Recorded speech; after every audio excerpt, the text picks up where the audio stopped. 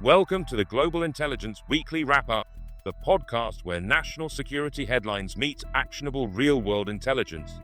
Neil Bisson, a retired intelligence officer with the Canadian Security Intelligence Service and former frontline Canada Border Services agency officer, brings his 25 years of intelligence and law enforcement experience to break down the stories shaping our security today. This week, we start in Australia, where investigators have uncovered how Iran's Revolutionary Guard Corps covertly funded a violent attack on a Melbourne synagogue. Then, we move to Denmark and Greenland, where Neil does a deep dive into the allegations of US influence operations that are rattling Western intelligence alliances. Are these tactics being used against Canada?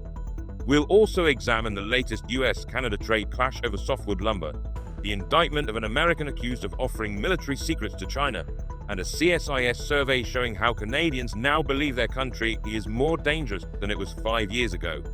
Plus, drawing on Neil's own experience inside both CSIS and CBSA, we'll dig into a revealing employee poll that exposes serious morale challenges in Canada's intelligence and border agencies, and what that means for our national security.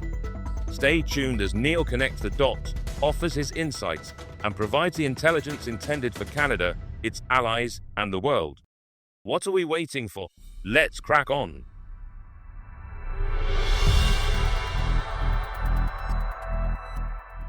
Hello, welcome back to the Global Intelligence Weekly Wrap-Up. I'm your host, Neil Bisson, a retired intelligence officer with the Canadian Security Intelligence Service and the director of the Global Intelligence Knowledge Network. Every week, I take the intelligence and national security stories from around the globe and provide you with the analysis, insights, and intelligence you need to understand how the shadowy world of spies and covert actions have a real and lasting effect on your day-to-day. This week, like most others, has been a busy one. From the allegations of covert foreign influence operations from the US against Denmark, to a report on a survey that shows dissatisfaction and a morale problem at CSIS. There's a lot to cover, so let's dive in. We start this week in Australia, where Australian intelligence uncovered that the December 2024 arson attack on the Adass Israeli synagogue in Melbourne was connected to Iran's Islamic Revolutionary Guard Corps. The plot was carried out by local individuals who were unknowingly funded through a covert financial chain traced back to Tehran. From an intelligence perspective, this represents a serious escalation. A foreign state actor covertly using intermediaries and criminal proxies to carry out violence on Australian soil. The Australian Security Intelligence Organization, or ASIO, was able to unravel the funding trail that linked offshore transfers back to the IRGC, demonstrating sophisticated counterintelligence capability. Politically, this has already led to Prime Minister Anthony Albanese expelling Iran's ambassador, Australia's first such action since World War II, and officials are now considering designating the IRGC as a terrorist organization. The synagogue attack was one of at least 2 anti-Semitic incidents in Australia in 2024, the other being an attack on a kosher restaurant in Sydney. Investigators believe that neither group of perpetrators fully understood who was behind the actions, highlighting how Iran manipulates intermediaries to maintain plausible deniability. This mirrors tactics Iran has employed elsewhere in the world, including Europe, where covert operations often rely on criminal networks and cutouts to disguise state involvement. Prime Minister Albanese praised ASIO's work, calling the investigation extraordinary and its ability to track and expose the hidden funding pipeline. Australia's Home Affairs Minister also emphasized that the attackers likely had no idea they were serving the interests of a foreign government, which underscores the insidious nature of proxy operations. The continued use of proxies by the IRGC clearly signifies that this is a tactic that they will continue to employ. Iranian dissidents and others who speak out against the Iranian regime could be targeted by the IRGC's proxies in what may appear as a random act of violence or criminal act. The fact that ASIO was able to follow the money and identify the links between these proxy agents and the IRGC is a significant accomplishment that other Western intelligence and law enforcement organizations should be looking to mimic. Australia's ability to reveal this hidden chain of influence highlights both the threat posed by the foreign state adversary and the resilience of the intelligence services. Looking ahead, we can expect greater scrutiny of Iranian networks, stronger protections for vulnerable communities, and renewed debate about designating proxies of the IRGC as terrorists. The broader lesson is clear. Hostile states will increasingly use covert methods to destabilize Western democracies, and only rigorous intelligence work will bring these plots to light. For our next segment, we're going to take a deeper dive into a story that's making tsunami-sized waves throughout the intelligence and national security organizations of NATO. I'm of course talking about Denmark's publicly summoning the U.S. chargé d'affaires in Copenhagen following reports that 3 U.S. citizens with connections to President Trump had allegedly conducted covert operations in Greenland. These activities reportedly targeted Greenlandic opinion and sentiments towards Danish rule, raising alarms from Danish intelligence and prompting swift diplomatic action. From an intelligence and diplomacy standpoint, this incident marks a serious escalation. Credibly reported foreign actors linked to a U.S. leader influencing politics in a semi-autonomous territory of a NATO ally. Danish authorities viewed this as an unacceptable intrusion into internal affairs and responded by calling in the diplomat and expressing strong disapproval. The episode underscores Greenland's strategic value, rich in resources and sovereignty sensitive, and Denmark's resolve to protect its territorial integrity. This is not the first time that the U.S.-Greenland dynamic has triggered diplomatic flare-ups.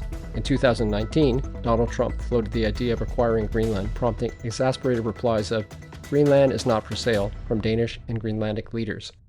More recently, a report revealed that U.S. intelligence had been directed to monitor Greenland's independence, movement, and resource development, a move Denmark seemed especially distrustful about. Greenland's strategic importance, location-wise and resource-wise, continues to attract external interest by both Danish and Greenlandic leaders, jointly reaffirming that the island's future must remain in the hands of its people.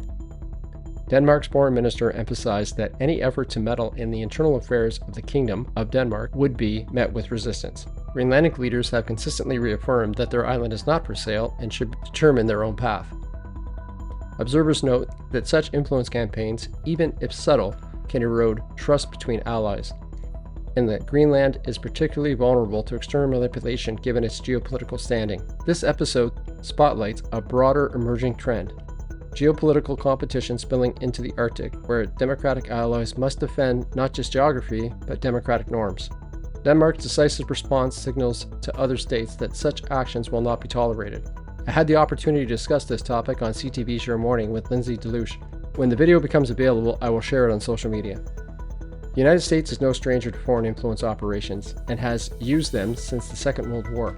In the 1940s and the 1950s, U.S. intelligence agencies focused on stemming any progression of communism in Europe. In the 1970s and the 1980s, South America became the target of foreign influence operations, including funding separatist militias, spreading propaganda against leaders who didn't share similar ideals to the American administration, and funding unions. Going forward, we can anticipate increased vigilance around Greenlandic governance, sharper intelligence cooperation within NATO, and perhaps renewed efforts to safeguard public discourse from foreign interference. Sticking with this week's main story, our next segment follows reports that have 3 U.S. citizens with ties to Donald Trump who were attempting covert influence operations in Greenland, aiming to sway public opinion and potentially promote secessionist sentiments. This incident represents a serious intelligence and diplomatic concern. Foreign actors reportedly infiltrating a semi-autonomous territory to shape its political trajectory. Denmark's response, calling in the highest-ranking U.S. diplomat, signals profound alarm over what it views as unacceptable interference. Greenland's strategic significance, vast mineral wealth, Arctic position, and geopolitical value has long attracted U.S. interest. Trump's repeated public overtures about acquiring Greenland have heightened vigilance in Copenhagen. Danish broadcaster DR reported that the individuals allegedly compiled a list of Greenlandic citizens favorable to Trump, while also monitoring critics, suggesting a deliberate effort to map sympathies and influence networks. Greenland and Denmark's leaders swiftly condemned the meddling, emphasizing that internal affairs must remain sovereign. This heightened scrutiny in August follows earlier diplomatic friction. In May, Denmark previously summoned the U.S. envoy amid revelations of U.S. intelligence monitoring of Greenland's independence movement and resource sector. Denmark's Foreign Minister Lars Løkke Rasmussen condemned the actions as totally unacceptable, stressing that any influence campaign, especially one that undermined Greenland's autonomy, violates international norms. Covert foreign influence actions against a fellow NATO member is a clear indication that the term ally is being loosely interpreted by the current U.S. administration. As we have previously seen, U.S. President Donald Trump has made similar comments about annexing Canada for similar reasons to those of Greenland, specifically access to Arctic trade routes that, due to climate change, are opening up new routes to the rest of the world, as well as access to critical minerals and vast reserves of oil and gas. Let's be clear here for a minute. There is absolutely no reason for Canada to mislead itself in thinking that the same foreign influence operations happening against Denmark and Greenland are not happening against Canada, but potentially with a higher level of effectiveness and momentum. A porous border, the sheer number of dual Canadian-American citizens, and renewed discussions surrounding Alberta's potential separation are all reasons to consider that U.S. foreign influence operations will take root and potentially flourish if our intelligence apparatus is not focused on identifying, disrupting, and reporting on these efforts. Canada's intelligence community would do well to coordinate with the PET, the Danish National Security and Intelligence Service, on their efforts and findings in regard to these foreign influence attempts. It will remain to be seen if the United States is added to the growing list of countries that Canada has identified as using foreign interference among diaspora communities and influence campaigns of mis- and disinformation to try to achieve goals of annexation. Foreign influence campaigns aren't the only tool being used by the U.S. administration to cause mayhem. In our next segment, I'm discussing reports that confirm U.S. President Donald Trump has initiated Section 232 of the National Security Investigation into softwood lumber imports, particularly targeting Canadian products. The move reflects heightened U.S. concerns over whether these imports pose a risk to U.S. domestic industries. From an intelligence and economic safety standpoint, the use of Section 232, a legal provision tied to national security, to scrutinize lumber imports signals a strategic framing of trade war actions. For Canada, which supplies a significant portion of U.S. softwood, this raises the stakes considerably. If the investigation results in extra tariffs, it could exacerbate tensions and be seen as economic coercion masked under national security rationales. This is a repeat of the mostly false allegations of fentanyl pouring over the Canadian border into the U.S. President Donald Trump has been using unfounded national security concerns to sanction higher tariffs against Canada since he took office. This latest mockery of national security issues will result in the U.S. intelligence and trade authorities needing to track not just material flows, but the strategic narratives around national supply chains and instruments of pressure. This move deepens a decades-long lumber spat between Canada and the U.S., rooted in accusations of unfair subsidies in the Canadian forestry sector. In 2024, the U.S. has already imposed combined anti-dumping and countervailing duties of approximately 14.5%. And those rates surged in mid-2025, nearing 35% on key products. Trump's latest investigations could tack on further tariffs, potentially pushing total duties even higher. It's part of a broader U.S. strategy, under his direction, to target imports under the guise of national security, including sectors like copper, wind turbines, and furniture. Analysts warn that leveraging national security protocols like Section 232 for trade disputes sets a dangerous precedent, one that blurs lines between genuine defense concerns and protectionist policy. Canadian industry stakeholders are watching closely, aware that any further escalation could pressure mills, drive job losses, and destabilize housing markets in both countries. This Section 232 probe marks an escalation in the U.S.-Canada lumber conflict. Beyond just economics, it underscores the strategic weaponization of trade mechanisms. Looking ahead, we can expect Canadian officials to push back, possibly through legal means or WTO challenges, while the forestry sector braces for volatility. It also signals to allies that national security rationales can be used to justify tariffs, a troubling trend for trade and diplomacy. As I've noted in my last segment, the actions demonstrated by the current U.S. administration are coming at Canada from various fronts.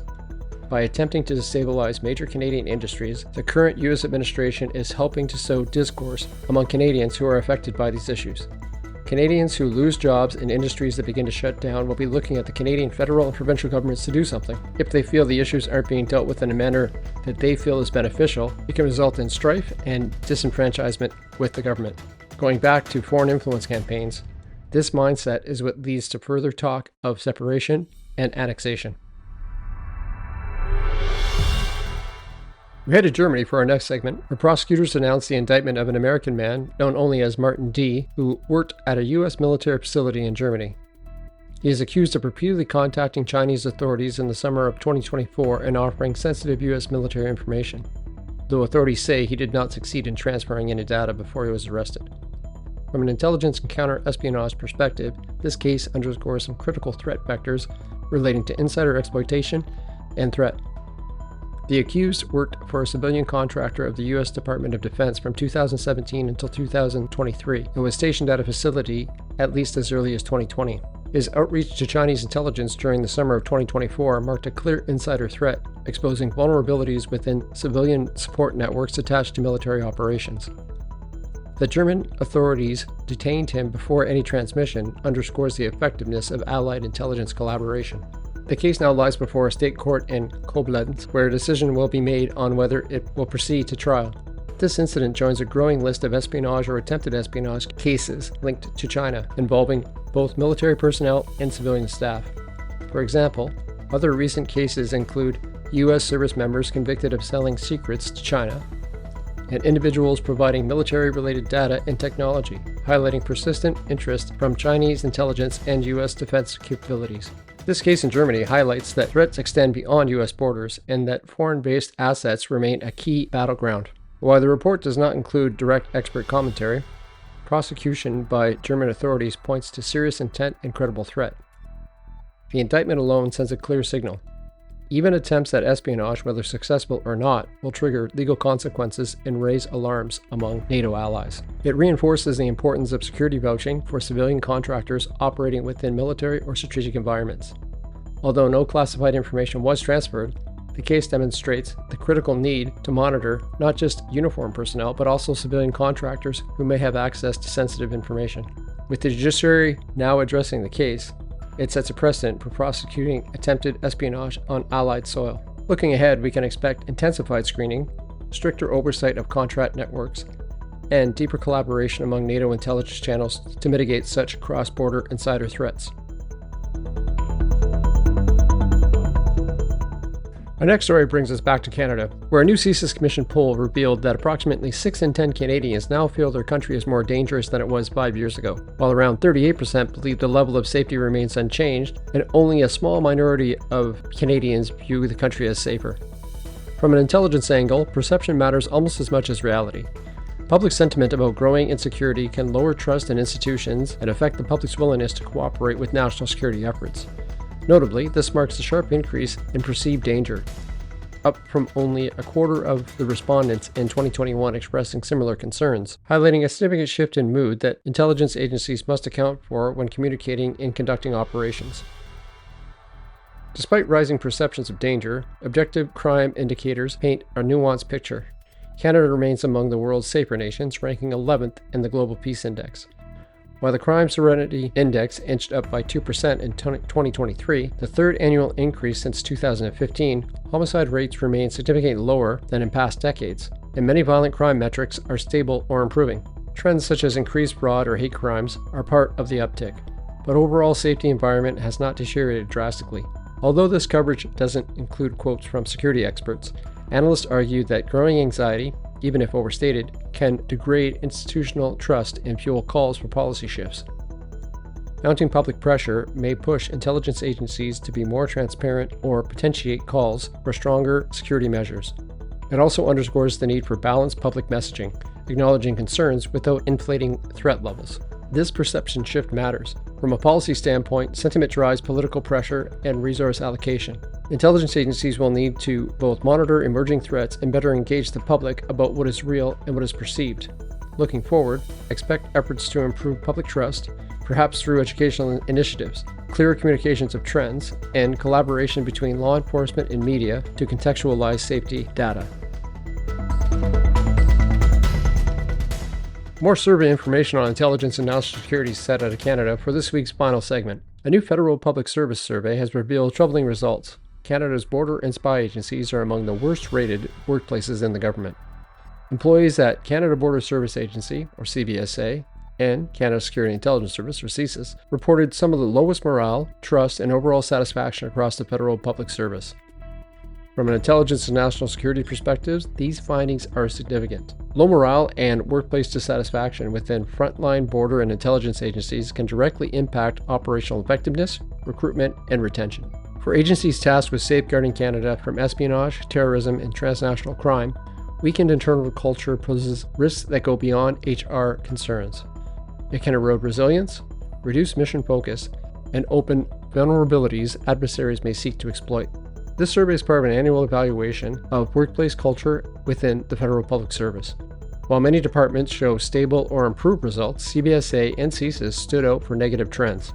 Employees cited issues such as a lack of trust in senior management, limited career progression, and stress related to high operational demands. For CBSA, staff shortages and pressure at Canada's borders are long-standing challenges. For CSIS, the secretive nature of its work can heighten feelings of isolation, stress, and disconnect between leadership and employees. As someone who has worked for both CBSA and CSIS, I can confirm that these issues are ones that affect many in these departments. The lack of understanding and focus on a strong national security and intelligence culture in Canada, from politicians and populace alike, are driving factors for why these issues go unanswered and fester. I have advocated for more resources and financing of CSIS and CBSA since I started the Global Intelligence Knowledge Network. Now more than ever, Canada needs to rely on national security and law enforcement to maintain levels of safety we have all become accustomed to. This issue is not unique to Canada. Across the Five Eyes intelligence community, similar workforce strains have been reported, particularly after years of heightened operational tempo and public scrutiny. The challenge lies in balancing secrecy and accountability with the need for organizational transparency and employee well-being. Labor experts point out that workplace dissatisfaction in critical security agencies often leads to higher turnover, burnout, and difficulty extracting the next generation of talent. Former officials have noted that morale issues at CSIS and CBSA, if left unresolved, could hinder Canada's ability to respond to increasingly complex national security threats. The survey results are a reminder that effective national security starts with a resilient workforce. Agencies like CSIS and CBSA cannot perform at their best if their employees lack trust, motivation, or a supportive environment. The government will need to address these cultural issues quickly to prevent operational decline. Looking ahead, expect calls for greater investment in workplace support, leadership training, and renewed efforts to recruit and retain skilled professionals in Canada's frontline intelligence and security roles. Well, that's going to do it for this week's wrap-up. As always, the links to the articles are in the transcript, and you can read the stories for yourself and form your own conclusion. The purpose of this podcast is to cut through the noise and give you the insight of a former intelligence professional. It is not intended to influence your opinion or try to steer you in any certain direction. My analysis and the intelligence derived from it are based on recognizing global patterns, collaborating information, and providing the likely potentials going forward. Until next week, stay curious, stay informed, and stay safe. That wraps up this week's Global Intelligence Weekly Wrap-Up. Every story you hear on this show comes from hours of research, analysis, and preparation, all to make sure you get the clearest, most accurate, and most relevant open source intelligence possible. Neil's training and experience brings you what matters to cut through the noise, keep you prepared, and keep you safe. This podcast is unfiltered, unbiased, and independent, and that's only possible because it's supported by listeners like you. If you value this work and want to help keep it free from corporate influence, visit Buzzsprout to become a sponsor or make a donation. Your support is what keeps this show going. And don't forget, like, subscribe, and share this podcast with others who care about national security and intelligence. Every share helps us grow and reach more listeners who need these insights. You can also read Neil's Substack articles for deeper dives into these issues. The link is in the transcript and the show notes. Thanks for tuning in. And as Neil always reminds us, stay curious, stay informed, and stay safe.